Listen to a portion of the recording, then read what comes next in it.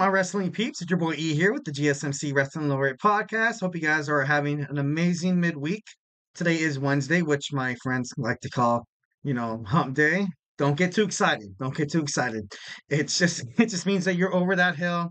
Next, we're going down to the beloved Thursday and the always admirable Friday, which leads to Saturday and Sunday for a beautiful weekend. So, hey, always up for a good time. Thank you for tuning in to the GSMC Wrestling Laureate Podcast, brought to you by the GSMC Sports Network. We have a great show for you lined up today. We have our WWE NXT Spring Breakin review. We also have our AEW Dynamite preview.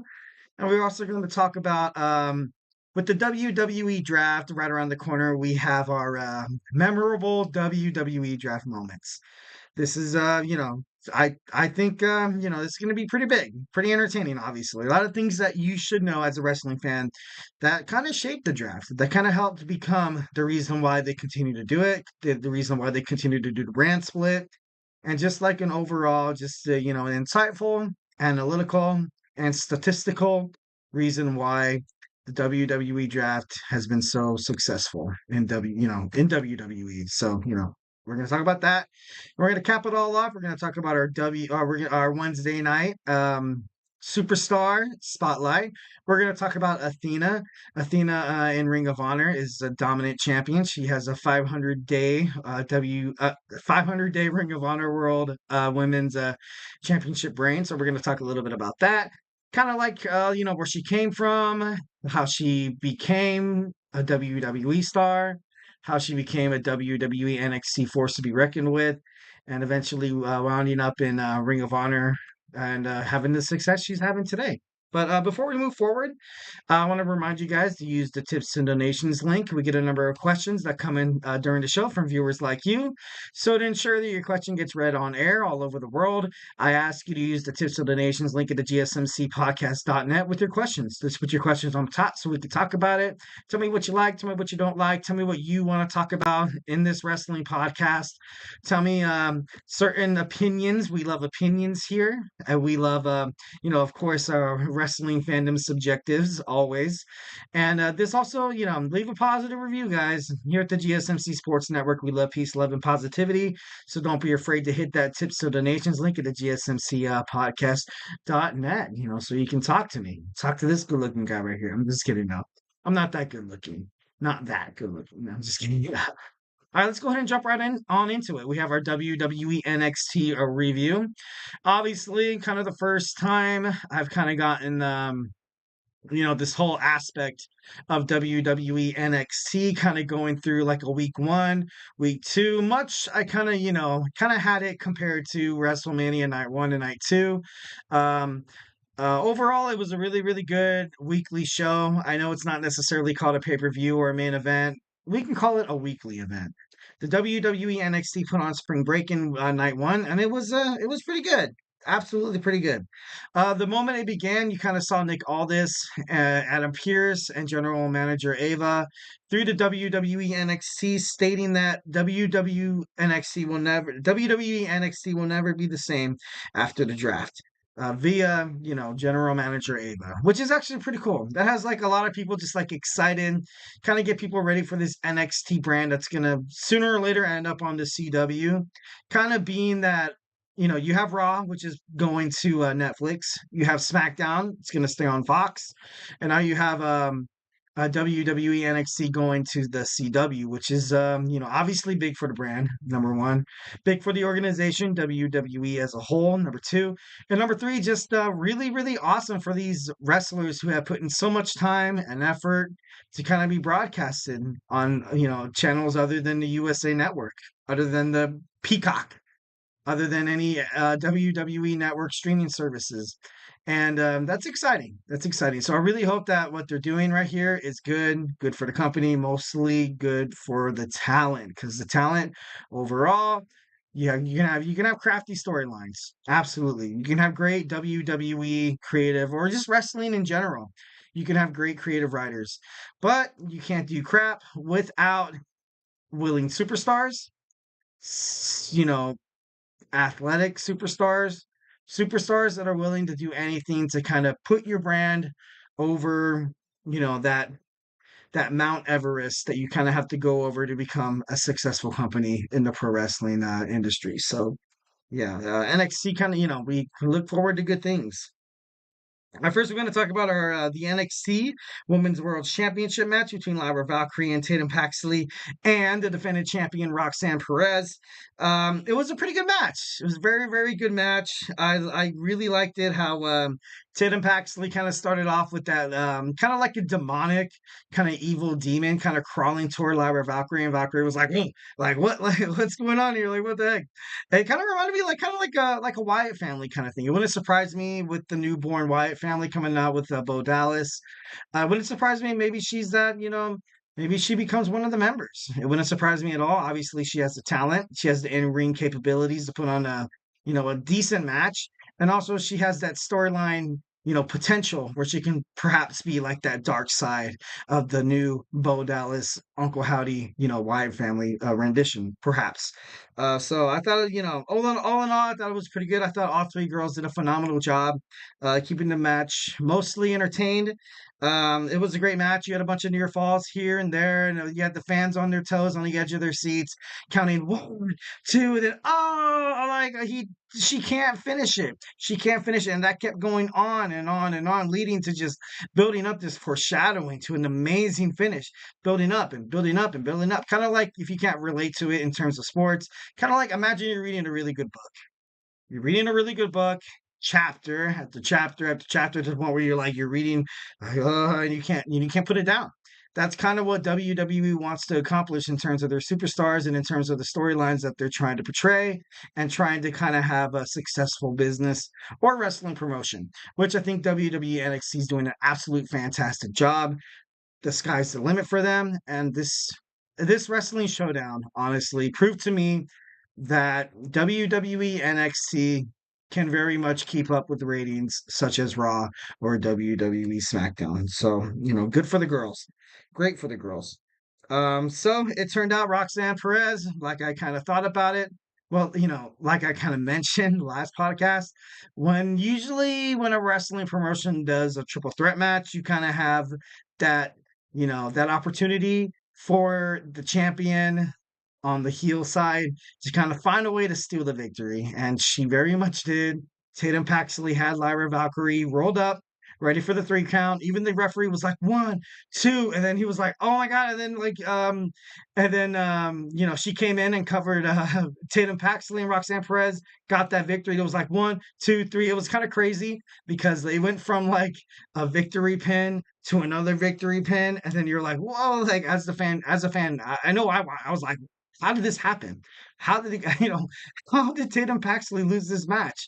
But overall, Roxanne Perez was able to show the reason why she is the WWE NXT World Women's Champion and why I feel like she continues to just impress and be successful on NXT. I don't think she should leave. She should leave at all. At all.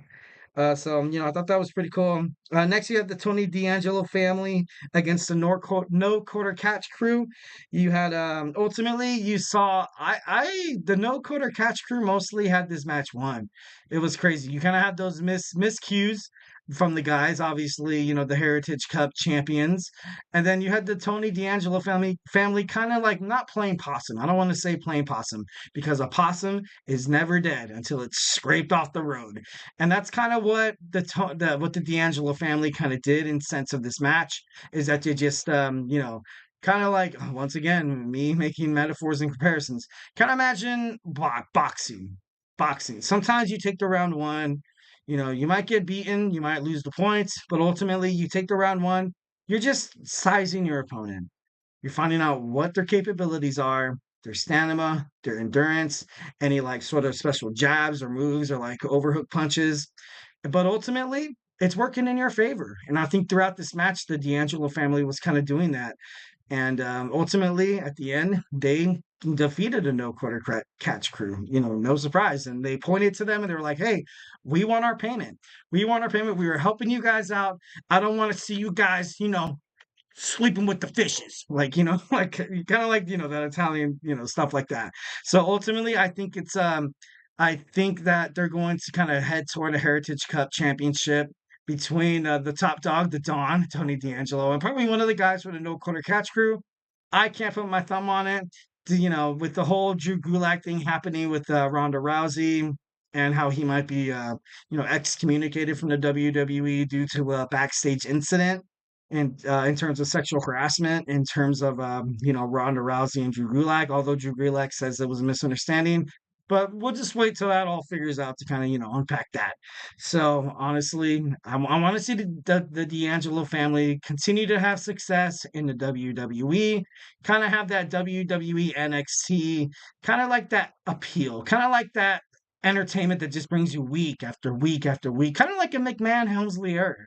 Like you had the family, you kind of had Triple H, Stephanie, and essentially DX, Road Dogg, Billy Gunn, X Pac were kind of like the family, and taking on competitor after competitor. But ultimately, I think that I think a reason why the D'Angelo family has an edge over this DX kind of story plot that I'm using as a metaphor. I just feel like because they win their matches, they're hard, they're hard hitting, they're hard headed.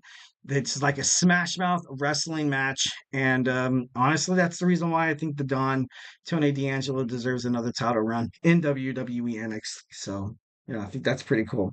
Next, we have the Baron Corbin basically says that he's not affirming the rumors. The rumors are that Baron Corbin is going to be drafted to wrestle to a WWE Raw or WWE SmackDown, and he said, he doesn't really want to go anywhere. And honestly, I don't want to see him go anywhere. He's established so much in WWE NXT to the point where I really would be disgusted if he made it to the WWE SmackDown or Raw roster because he was there before. He was there before, and WWE creative couldn't do crap with this character. They couldn't do crap with the storyline. They couldn't do anything with the development of his talent, of his character, of his capabilities. Ultimately, leading Baron Corbin to be like, you know what, dude? Nah, I'm you know I'm stepping. I like NXT. I like NXT. Back then, NXT was run by who should I think of? Triple H, Paul Levesque. Baron Corbin went down to Paul Levesque and be like, look, like your father-in-law, he's not doing crap with me. He has this happy Corbin thing. He has this me poor, begging for money. He had me losing my money in the bank, redemption, my cash in. And ultimately, you kind of Baron Corbin is a phenomenal athlete. He's had success outside the WWE. He's had success. He's a Golden Gloves boxer. This guy could actually fight. He's a dynamo in the ring. And I think the reason why Baron Corbin didn't really establish success was because it was based on a rumor that him and Vince McMahon kind of had a falling out based on the creative orders from the chief content officers before Triple H took over, and ultimately they buried him. They buried Baron Corbin, and he wasn't able to kind of get back up to the Gestapo ever again. So I want Baron Corbin to stay on NXT. He doesn't belong anywhere else. All right. Next, we have Joyce Jane challenging Thea Hale to a match at week 2 of WWE NXT Spring Breakin. I thought that was pretty cool because both of these women superstars, it's been building up. It's been building up to something that just needs to explode. It needs to explode. And when it explodes, it entertains everyone. It entertains me. It entertains me, entertains you, and it really entertains the superstars going in there, just giving it all they got, trying to beat the hell out of each other. And you see these two NXT women talents, and they're of course able to put on an amazing match. Thea Hale is like right there. She's like right there. It wouldn't surprise me within. I can guarantee you from a year from now that probably Thea is going to be holding one of the WWE NXT Women's Championship or the new North American Women's Championship. I guarantee it. Absolutely. She's a phenomenal talent. So I think, obviously great things coming for her.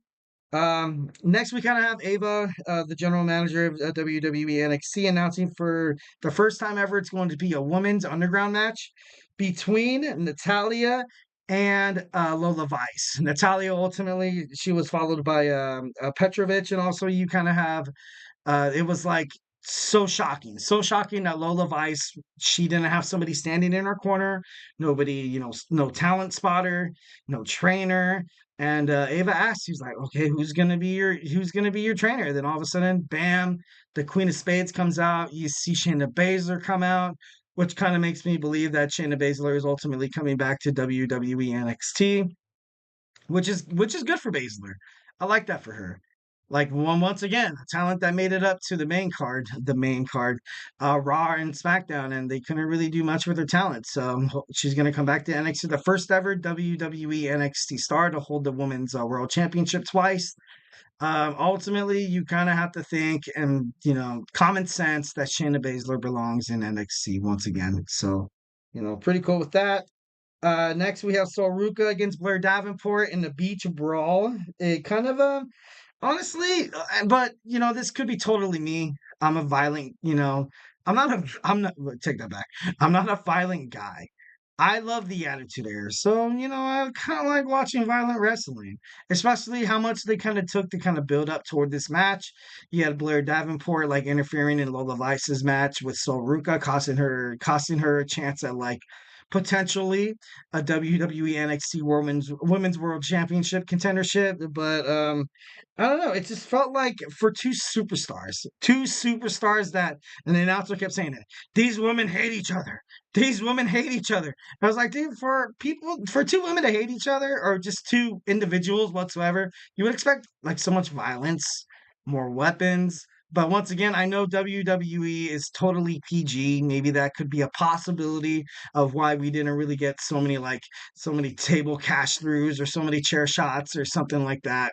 Or they were wrestling with surfboards. They were like riding on their surfboards. Surfboards, like it's cool and all. Absolutely. It's awesome. But this is this I thought this was a brawl.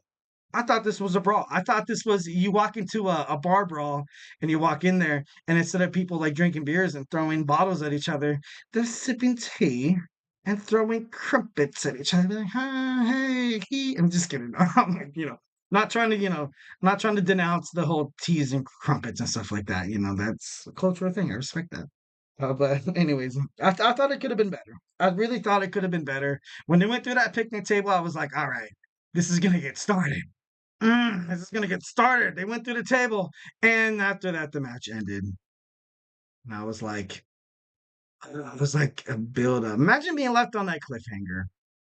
Imagine being left on a cliffhanger, just knowing that cliffhanger was the actual cliff. It was just like one of those. It's like I don't know. I kind of but that's the Attitude Era in me. I could be wrong. Absolutely could be wrong. So yeah. And they kind of finish it all off here at WWE NXT Spring Break in night one. We had Trick Williams do the impossible, defeat the Czar, Ilya Dragunov. It was about time Trick Williams whoop that trick, whoop that trick, whoop that. Yeah, if anybody at home's watching right now, maybe chat with me. Whoop that trick, whoop that trick. It was, I don't know, it was great. It was great for Trick Williams to kind of finally accomplish something that he hasn't accomplished in NXT, especially against someone that was just so dominant. Ilya was amazing. He was an amazing wrestler. And throughout the evening, you kind of had WWE superstars from Raw and SmackDown. You saw Pete Dunne, Tyler Bates, Johnny Gargano, kind of just like comment toward, and then they showed a post on X from the LA Knight, Bobby Lashley, Cody Rhodes, basically hyping up this match. And that honestly, I thought they did a pretty good job when it came to that. Honestly, Trick Williams deserves the belt. He's the new future of NXT. And congratulations, Trick Williams. Absolutely phenomenal. Absolutely phenomenal. And something that, sportsmanship, sportsmanship goes a long way. I know a lot of people might be like, you know what, like if I lose my championship, like I would just deck the guy in the face. But Ilya Dragunov, like he was sincerely just with so much passion. So much passion. You just lost your belt.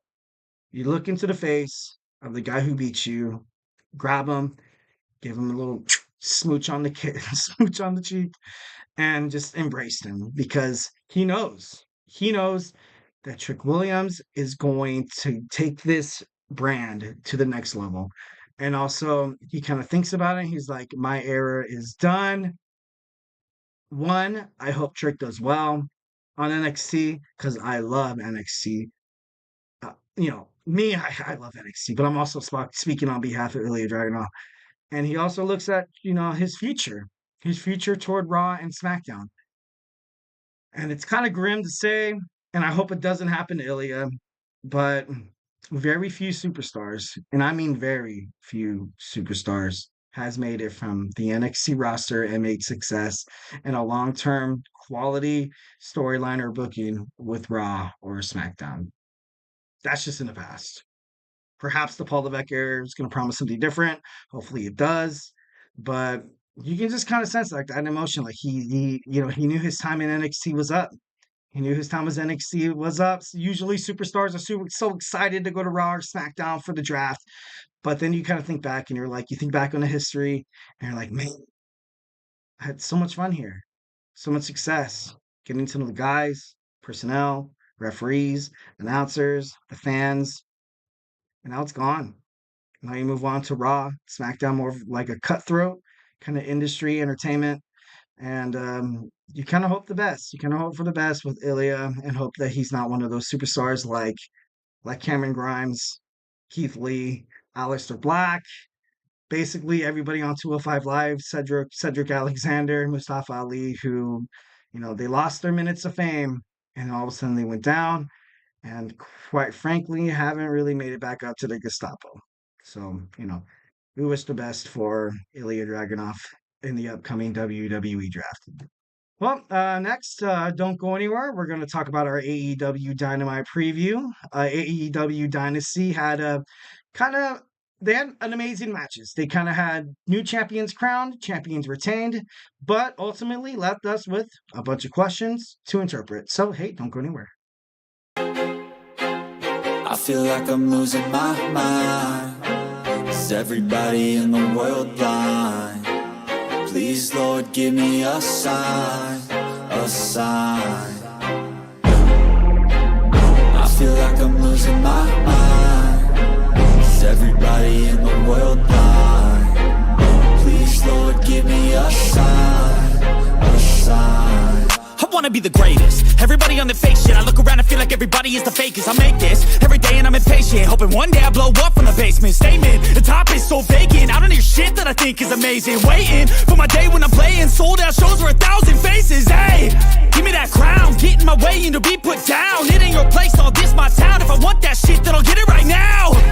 I'm losing it, the noose it fits, some losing shit, a stupid myth. You choose to live or choose to dip, you choose to fight or lose your grip and lose a gift. I feel like I'm losing my mind.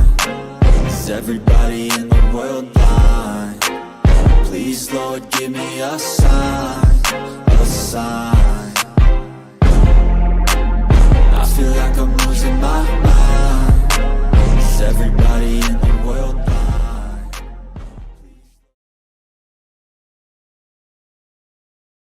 All right. Welcome back to the GSMC Wrestling Laureate Podcast, brought to you by the GSMC Sports Network. Just kind of reflect on what we talked about. We talked about our WWE NXT Spring Breakin preview, and also with Trick Williams being the next guy, what we can expect from him moving forward. What exactly is in store for Ilya Dragunov? Like I said before, a couple of past, NXT superstars who made it up to the main card. Didn't really necessarily find that pot of gold at the end of the rainbow, but hopefully it's different for Ilya. Hopefully it is different under the Paul Levesque era. So, wish the best for him in his future endeavors. Next, we have our AEW Dynamite preview. It's going to be pretty off the hook, but before we move on, we're going to talk about our tips and donations link. Why don't you guys like talking to me? I'm just kidding. We get a number of questions that come in from viewers like you. So to ensure that your question gets read on air all over the world, I urge you guys to use the tips and donations link at the gsmcpodcast.net with your questions. Just put your questions on the top so I can see it, so we can talk about it. Tell me what you like. Tell me what you don't like. Tell me what you want to talk about in this podcast. Tell me your views on NXT. Tell me your views on AEW. Tell me if what I'm talking about isn't up to par, although it's impossible because I am like the best wrestling podcaster in the world. No, I'm just kidding. No, that was over cocky. I don't want to overdo it. Oh God, please God, no bad karma. No, but ultimately, I'm here, guys. I'm here to talk. Again, the link is at gsmcpodcast.net with your questions or statements or positive feedback on my new haircut. I promised you guys a new haircut, and we'll just say it's looking good. I'm just kidding. I'm just being a dork. Sorry, guys. I'm a dorky wrestling fan. I hope y'all are dorks with me. King of the dorks. King of the dorks. I'm just kidding. Let's move on to wrestling. We're talking about wrestling. All right, we're going to go on to our AEW Dynamite preview taking place tonight in Dally's Place in Jacksonville, Florida. Tonight we have Chuck Taylor to choose between Orange Cassidy and Trent Beretta, of course, formerly known as the Best Friends. And of course, Chuck Taylor had to ruin it all. Why'd you have to break up the Best Friends, man? You guys were so good together.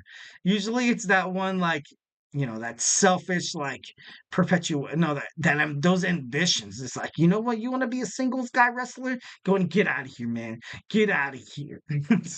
Why am I talking Italian or trying to, like, what's happening? Just kidding. Anyways, so that's going to be addressed tonight. Also, what's also going to be addressed tonight, and what I feel like should kind of be addressed is, this whole thing with Chris Jericho. Why do people hate Chris Jericho? I don't understand. After the match with Hook, he eventually won. Winning the AEW FTW Championship, and everybody was just dogging him, man. Even chants were like, "Please retire." Please retire.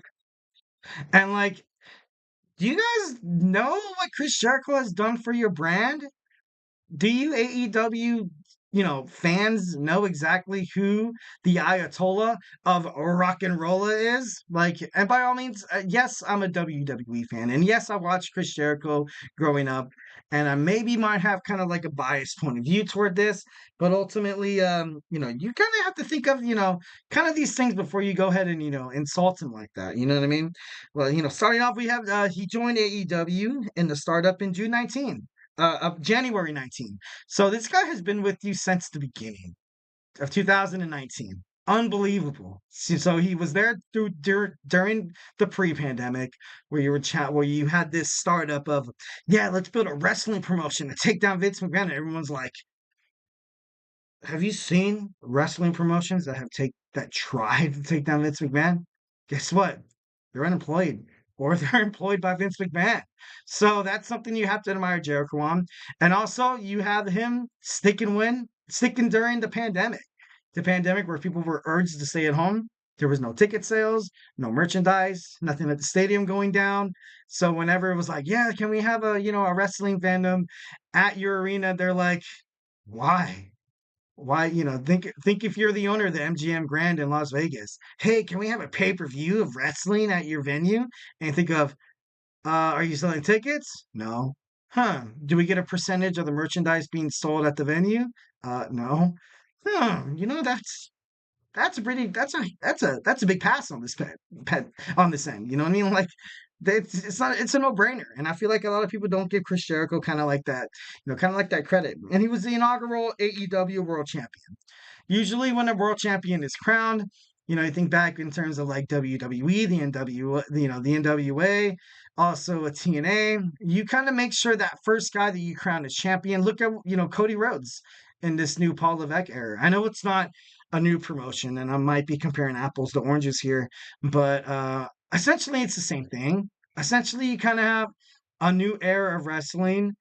AEW, they have to put a strap on a guy that could put butts in the seats, sell big promos, and who could keep the fans at the edge of your seat. And who was the inaugural champion in AEW? Chris Jericho. So I might be, more hot on Chris Jericho than a lot of you guys are, but honestly, he deserves it. He started it all. He held the company afloat, and he was able to help it propel it into the next step. So ultimately you kind of have to give Chris Jericho a little bit of, you have to pay your respects for one of the quote unquote like founding fathers of the AEW. So one of those things where you kind of think it's like, so is there an AEW without Chris Jericho? Is there really? I honestly don't think so. I'm gonna, obviously, if you have comments, use the tips or donations link at the GSMC podcast.net. But honestly, like, I honestly don't think there's a successful AEW industry without Chris Jericho. Because Chris Jericho, he came from WWE. He knew the insides and outs. He knew exactly what Vince McMahon was all about. And for him to kind of like, kind of formulate creativity and also, talk to his team of wrestlers and be like, like Vince McMahon, he has nothing on you guys. It's the same product over and over and over again, which is the reason why a lot of wrestling fans jumped ship to AEW. They just wanted something new. Absolutely. And who could better tell you how to produce something new that Vince McMahon's not doing with someone like Chris Jericho, who's been with the company for 10 plus years. So their success, a lot on Chris Jericho's back there. I believe that 110%. And like when he made it to AEW, he didn't just walk in and take the championship. He defeated some of the best guys in the independent wrestling scene, like Kenny Omega, Hangman Alan Page. The list goes on and on and on. So just remember, and then Chris Jericho went on to create one of the biggest factions in AEW history, the Inner Circle, with Sammy Guevara, Jack Hager, Santana, and Ortiz.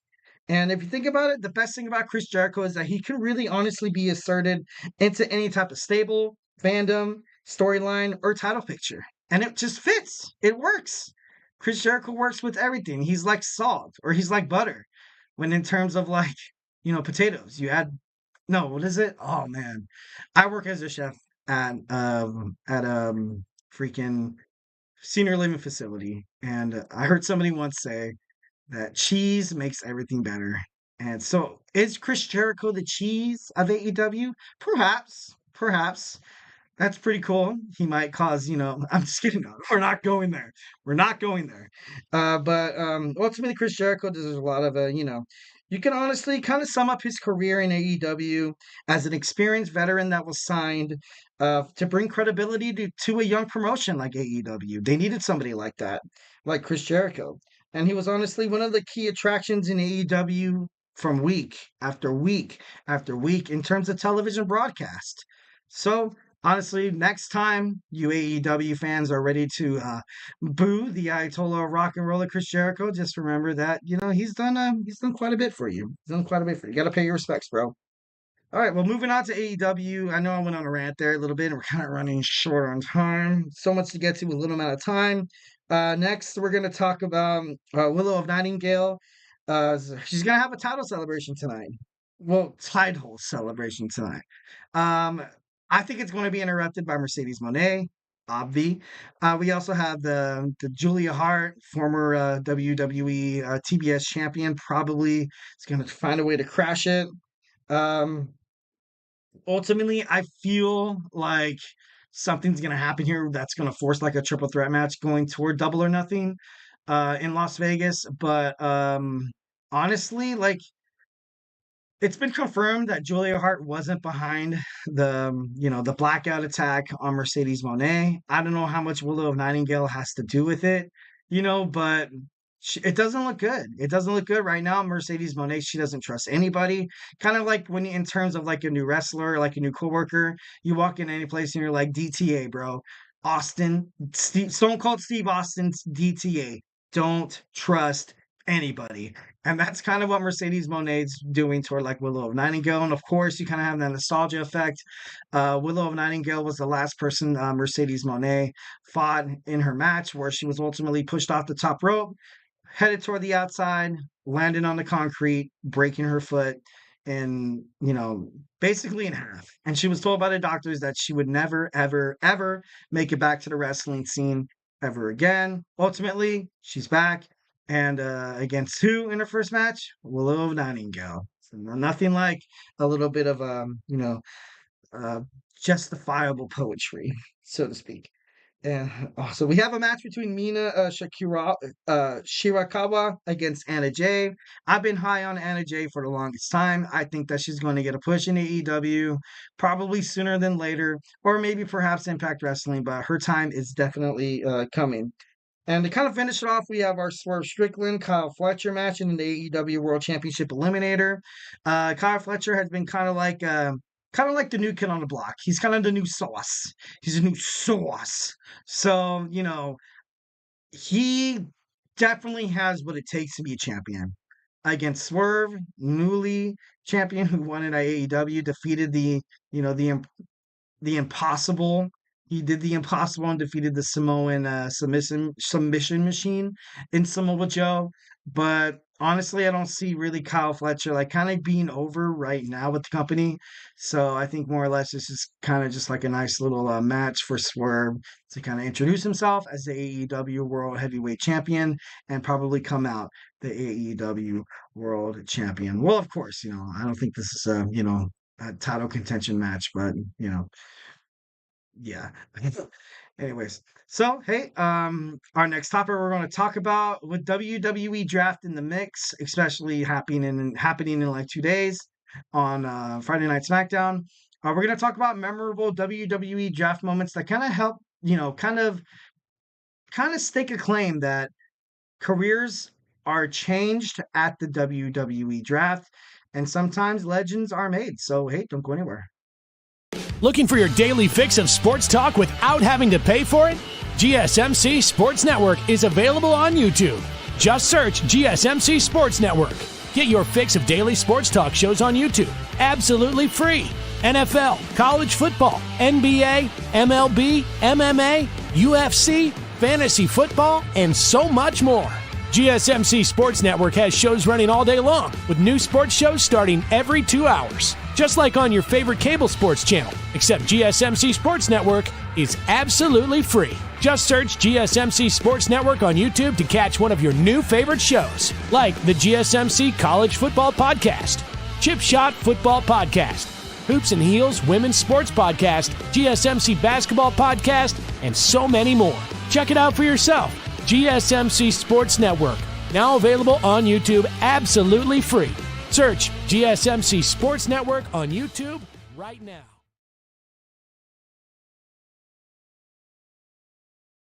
All right. Welcome back to the GSMC Wrestling Laureate Podcast, brought to you by the GSMC Sports Network. So we'll, kind of reflect on what we talked about. The first segment, we talked about our WWE NXT Spring Breakin review. Trick Williams ultimately getting the title on him. Totally proud of Trick. Whoop that Trick, baby, all the way. Segment 2, we talked about our AEW Dynamite preview. And, we're going to move forward to our memorable WWE Draft moments. But before I move on, I totes forgot, running out of time, I kind of spaced here, that tonight on AEW Dynamite, we do have Jon Moxley against Powerhouse Hobbs for the IWGP World Heavyweight Championship. Obviously, Moxley and Hobbs, they were aligned at one moment where Hobbs was the babyface. But ultimately, I think Moxley's going to destroy. And also, you have Jack Perry. Well, Jack Perry joined the Elite tonight. Nobody knows. Wardlow tried to help Roderick Strong defeat Kyle O'Reilly. But ultimately, Adam Cole, the leader of the Undisputed Kingdom, wasn't really for it. So he was absolutely upset with him, kind of gave him that like death stare down, like, hey, you the next stop, bro. So, that's something also to kind of pay attention to. And also, I kind of thought about it as like you kind of have Adam Cole and you kind of have the big guy Wardlow. Kind of reminds me of kind of like when Shawn Michaels and Big Daddy Cool Diesel were one, like kind of like a faction. But then ultimately you kind of fell in love with the big guy that kept getting abused by a big name talent like Adam Cole, ultimately, which caused Diesel to attack Shawn Michaels. In turn, I think Wardlow will attack Adam Cole. So, of course, absolutely, we can move on here. I just had to touch on that before because I am the wrestling, I am your wrestling lord. I don't want to miss any big points here. So, yeah. Anyway, so we have our WWE Draft memorable moments happening right now.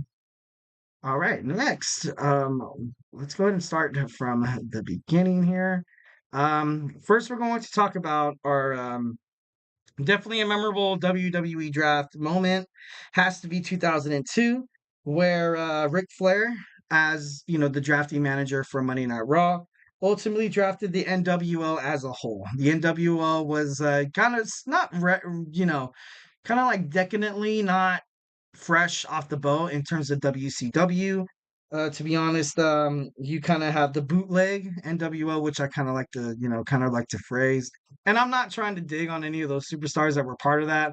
Obviously, you had two of the main guys, Kevin Nash, Scott Hall. You didn't have your Hollywood Hulk Hogan, which was ultimately kind of like the leader. And when the moment Hulk Hogan kind of went face and didn't join the NWO, it was kind of like a little weird thing to kind of grasp. But ultimately, they had new superstars join. Obviously, Nash, you had Hall, then you also had X-Pac, Booker T, The Big Show, Shawn Michaels, and it just, I don't know, it just didn't really make good for good wrestling. Honestly, I didn't think it was, I don't think it was worth a damn, but, that's just me. And because I'm an old school NWO guy, we did the WWE factions kind of list. I want to say like a week ago, 2 weeks ago, and these guys won my factions list. These guys were the best WWE faction, the best WCW faction, and they just, they were so they were like they were like the role model. They were like the role model to what you see the Judgment Day being today, the No Quarter Catch Crew on NXT. You also see just numbers and numbers and numbers of stables that go through this thing where they just wreak havoc all over the promotion and just kick ass and take names. So, ultimately pretty cool. Next we have our 2008 um 2008 WWE Draft. This was kind of like this kind of has a lot to kind of go into it. Um, I kind of read it as like WWE kind of pillaging ECW. You saw names like CM Punk, Kofi Kingston, Shelton Benjamin, Kofi Kingston, and Kane, who were like, big names in ECW who were helping build ECW as a new brand under the control of WWE Creative. And it just it was crazy because Kane was finding so much success under ECW as the world ECW champion, and for him to come back to WWE definitely was a setback in his career. Ultimately, he never really made it back up to the main card, like heavyweight title. Like, of course, he would might challenge superstars like Batista, Triple H, Edge, and JBL, Randy Orton, but he never really held the title, and I think that's kind of a bummer. I think that's a damn shame because the ECW champion was drafted for the second straight year.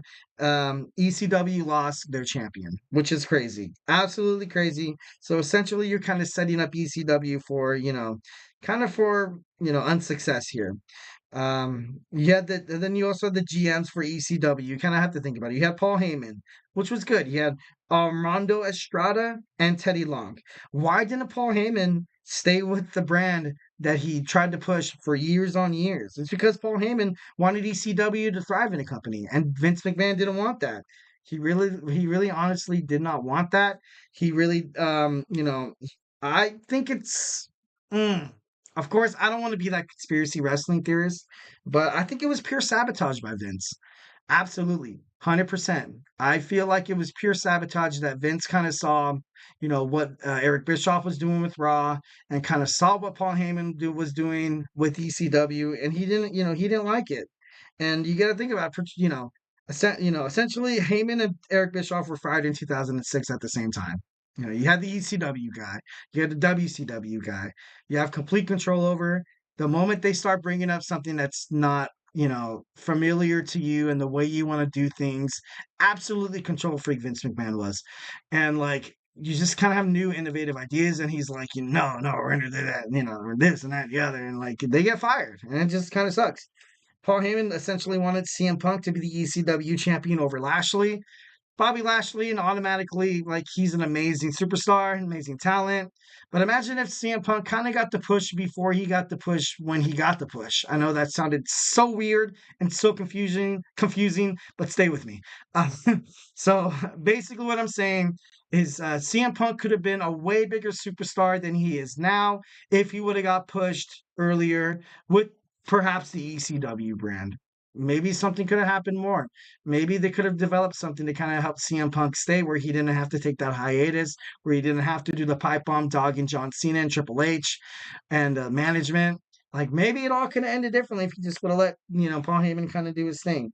And of course, the moment Paul Heyman leaves, you put Armando Estrada, who probably has no experience whatsoever. He was the manager for Umaga. And then you have Teddy Long. Love Teddy Long, but ultimately they hired these guys to be yes men. Vince McMahon wants a yes man. He doesn't want anybody to kind of challenge his rule. So, he wasn't looking for innovative ideas. He wasn't looking for creativity. He wasn't looking for perspective, storyline, promotional initiative.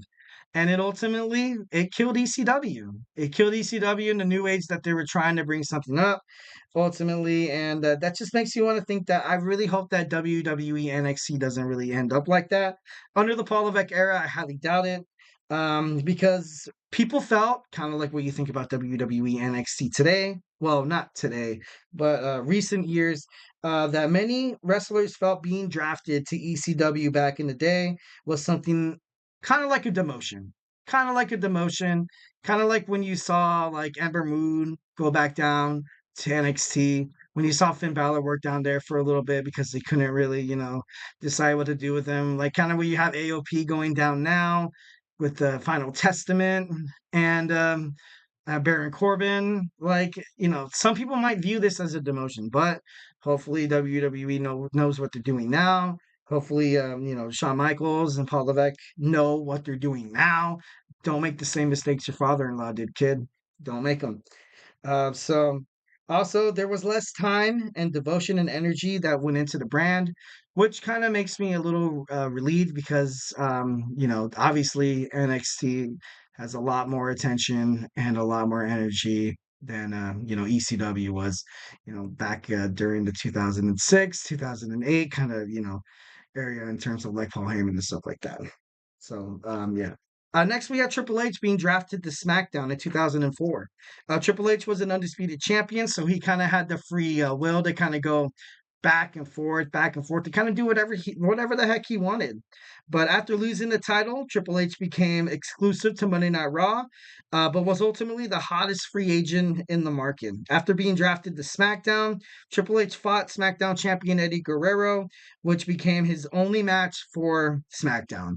Which, ultimately, like growing up, I saw mostly Triple H on Monday Night Raw. This kind of put a steeple for Monday Night Raw. This kind of put him there before, they put him there in 2004. And what we're going to talk about in a couple other, in the next, I think it's the next slide, we're going to talk about how John Cena came in 2005. Ultimately, to kind of fight Triple H. Triple H was kind of like that protege to kind of help John Cena grow within the industry and to kind of just help him become a better wrestler, better face of the company. So, obviously, I think Triple H had a lot to do with that. Next, we're going to talk about 2005, John Cena being drafted to Monday Night Raw.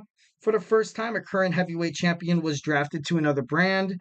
Cena spent in his entire career on WWE SmackDown, from his rookies to his, when he walks into the ring and he challenges Kurt Angle, and Kurt Angle was like, "What makes you think that you could, challenge somebody like me?" And he's like, "Ruthless aggression," which was kind of like the main theme of wrestling kind of moving forward, which is honestly a great name. He's a great performer. He's just absolutely, honestly, the decision to put John Cena over was probably one of the best decisions WWE has ever done, because look at him now. He's a Hollywood star. He's a philanthropist. He's like a role model. Like nobody really can say anything bad about John Cena.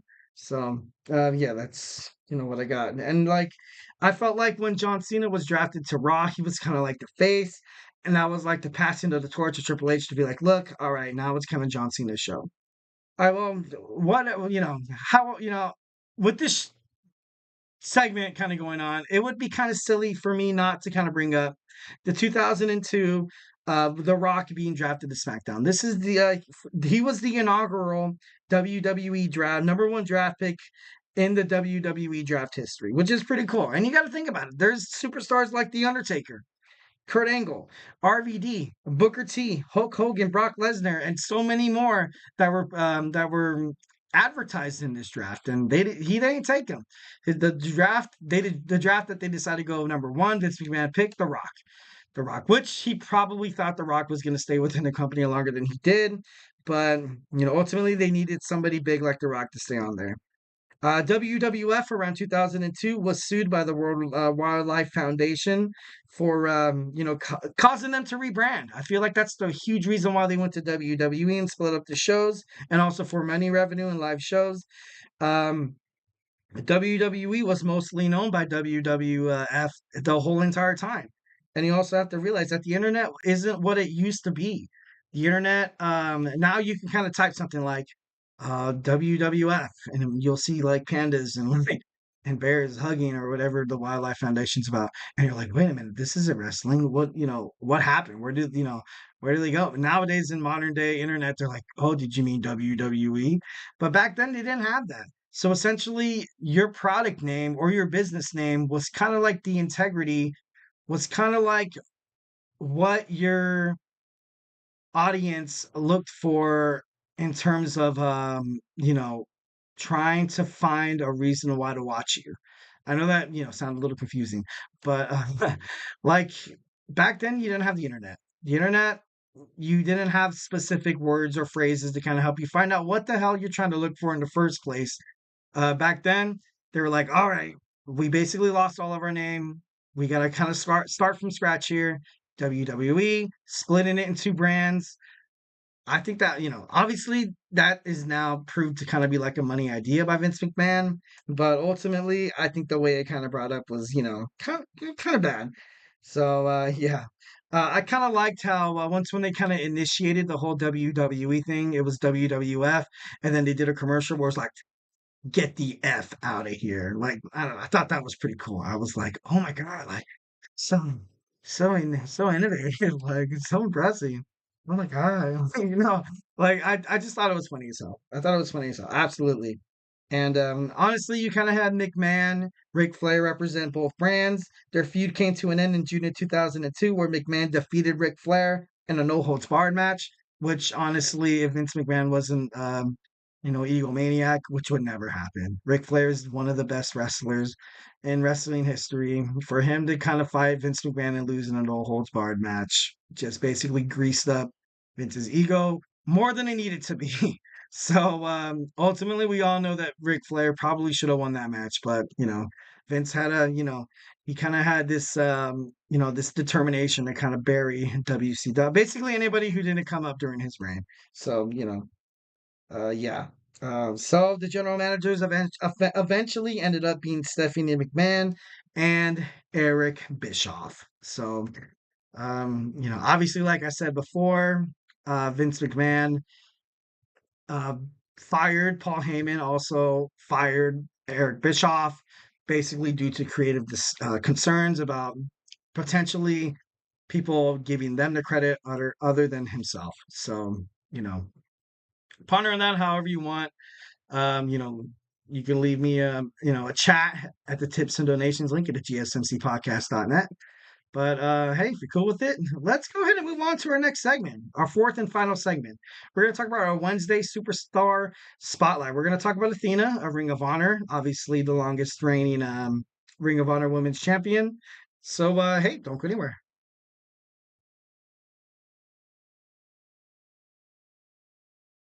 For the best and latest podcasts available anywhere, go to the podcast app on your cell phone and type in GSMC to access free content-rich podcasts on health and wellness, book reviews, sports, entertainment, relationships, social media, movies, technology, finance, and even weird news. Subscribe and download the GSMC Podcast Network's family of shows, available everywhere podcasts are found.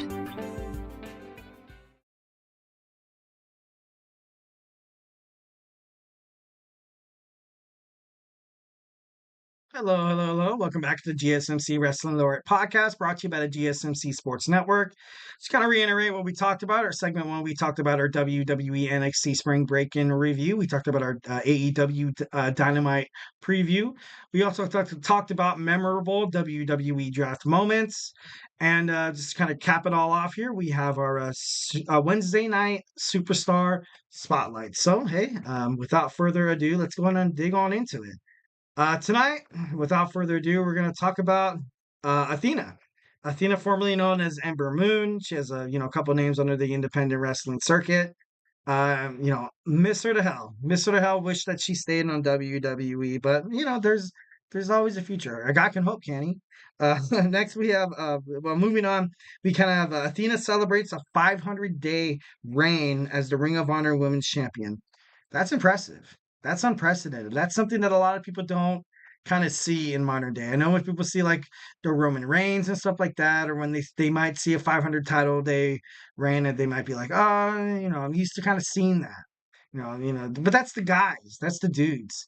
Seeing somebody like Athena accomplish something like that is so good. So good for not just the company of Ring of Honor, but it's just good for women's wrestlers from the past, the present, and the future. Like this just shows hope that your skills will be noticed if you go out and try for like a company like WWE. If you go out and you try to train for a company like Ring of Honor or your local, independent wrestling circuit. Actually, it's so crazy. Like ever since I've been like pretty deep into wrestling, I saw on Instagram. I saw on Instagram like kind of like this ad to be like, "Do you want to be a wrestler? Join this training camp happening at in Los Angeles." And I kind of thought to myself, I'd be like, "Man, that would be so cool to be a wrestler." Like, imagine I go from the Wrestling Laureate podcast to being an actual wrestler. That'd be so cool. I would give anybody who leaves a chat in the tips and donations link, free tickets, bro. I'm just kidding. I'm not trying to glaze you guys up. You know what I mean? That's not my business here. But anyways, so Athena, she won her championship defeating Mercedes Martinez at Ring of Honor Final Battle in 2022. She defeated competitors like Scott Blue, Willow of Nightingale, Yomashita, Billy Starks, Nyla Rose, and Hikaru Ashida. So top superstars, especially in New Japan Wrestling. So, a lot of credit. People think that just because you're not broadcasted on the WWE roster doesn't mean that you're necessarily the best of the best, and that's definitely not true. Obviously, you have superstars that are amazing all over the world. And so you shouldn't stay so simple minded. Don't be afraid to open up your wrestling mind with the GSMC Wrestling Laureate Podcast. Also, Athena has solidified herself as a cornerstone of women's wrestling. Once again, 500 days, unprecedented, unseen in terms of women's wrestling. And that the fact that they're not letting her, because that just kind of, foregoes a conclusion of like, oh, like they're just letting women. She's earning this. She did everything she can. She has the skills. She has the animosity. She has the storyline potential. You can't beat this girl. This girl is just great with everything. Like, I don't want to bring up cheese again. No, I'm just kidding. No, no, she's amazing. Definitely miss seeing her wrestle on broadcast television, but hopefully one day I'll be able to see her from a personal point of view. Maybe I know for actually, it's weird. I think anybody in the Southern California area, I think New Japan Wrestling is actually going to have an event at the Ontario Toyota Center in May. I think May 10th. No, May 11th. One of those days. And I think it's set to like feature John Moxley and just like cool wrestlers and stuff like that. So hey, if you're in the area, check it out. Um, so her real name is Adrienne Palmer. They call it, I guess, like she calls herself Reese as well. She was born August 31st, 1988. She signed with AEW and she represents Ring of Honor. And Ring of Honor, of course, is like that sister company, that Forbidden Door that's currently open to Impact Wrestlers and also AEW. Um, Ember Moon, what I remember as, and missed her so severely. Um, She's a former WWE NXT Women's Champion and a WWE NXT Women's Tag Champion. She was born in Garland, Texas. In high school, she played tennis along with softball, as well as the chess club. So this girl's smart. Also, she was also She was in a mathlete program. Like math is cool. I love math. Math. Just, how silly is it for someone like in a podcast to be like, I will not. No, I'm just kidding. Bro. Not trying to, bank on any of the dorks out there. So I thought that was pretty cool. She admitted in her biography that she was bullied in school for her love for professional wrestling. First of all, I hate whoever did that. If you guys are watching right now and you bullied, you know, Reese Palmer in high school, I want you all to get out right now. Just kidding. No, highly doubt. Highly doubt that any of those guys are watching this because they want to be a fan of wrestling. So, they used to, teaser for liking professional wrestling and video games, which is crazy. So crazy because nowadays in recent years, it's not back, how it was when I grew up. Like, I'm 92, 88. I'm 4 years younger than she is. So I don't know, it's crazy. Like usually people like back in the day when they used to play like video games and like comic books and stuff like that, they weren't necessarily rolling with the ladies. But which is crazy because I was like one of the best at Mortal Kombat. But ultimately, like it's not how it was. Like nowadays, everybody plays video games. Nowadays, everybody watches wrestling, and we love it. So that's cool for Reese to kind of stand up for herself and kind of do that. So she trained under Booker T in Houston, Texas. She went from the Ring of Honor. She was in Ring of Honor before, ladies and gentlemen, and then she went to the WWE NXT. Then she went to the main roster. Didn't really one of those examples of how Vince McMahon promoted these guys and ultimately didn't really know what to do with them. Didn't really know how to help them propel their career and how them help them make success in your modern day WWE, which kind of digs on Vince a little bit because be like, bro, like if you're in charge of a wrestling promotion, you should know how to promote new wrestlers as well as old wrestlers, which is kind of what Impact Wrestling. That's the kind of the reason why their downfall, because they were so good at promoting old wrestlers. New wrestlers were coming up, and they didn't know what the hell to do with them, so they came to WWE. Yeah, she was never utilized right on the main card. Then she went back to NXT, and she eventually made it up to a WWE NXT Women's World Championship match with Raquel Rodriguez. Ultimately, that didn't really work out the way Reese thought or Ember Moon thought it was going to, and she was released November 4th of 2021. Green brought as your Ring of Honor reigning 500-day reigning women's world champion. So, good for Ember Moon, good for Reese Palmer, great for Athena. So, definitely love that she's finding success somewhere because honestly, the moment she left, and honestly, you kind of have to think to yourself that if WWE decides to bring in someone new, you can bet your butt that this woman is going to be on the top of the list. Absolutely, absolutely. So, her coming back to WWE might seem a little, far-fetched right now. But hey, like I said, a man can hope. Thank you for tuning in to the GSMC Wrestling Laureate Podcast. Brought to you by the GSMC Sports Network. Your support means a lot to us, so please remember to Superman punch that like and subscribe button and leave a positive review here at the GSMC Wrestling Laureate Podcast. Excuse me. We love peace, love, and positivity all the way. It really does make a difference. We also invite you guys to like us on Facebook, Twitter/X, Instagram, and TikTok for more content and updates. Like I said before, if I haven't made you guys a wrestling fan by now, we have a bunch of podcasts, sports, basically anything under the sun. Go ahead and check out the GSMC podcasting network where you can find sports, you can find book reviews, you can basically find anything, absolutely anything.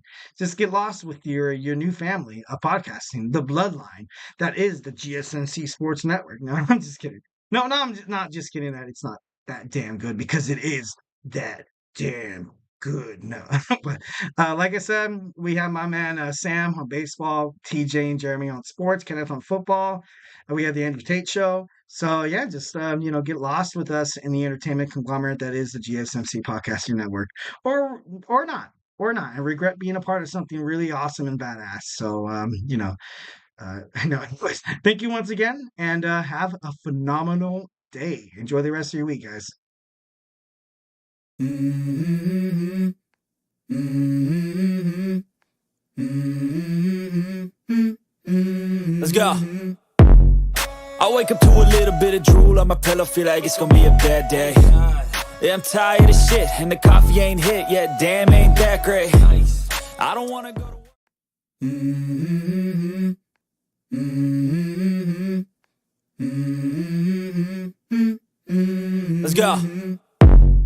I wake up to a little bit of drool on my pillow, feel like it's gonna be a bad day. Yeah, I'm tired of shit, and the coffee ain't hit yet, damn, ain't that great. I don't wanna go to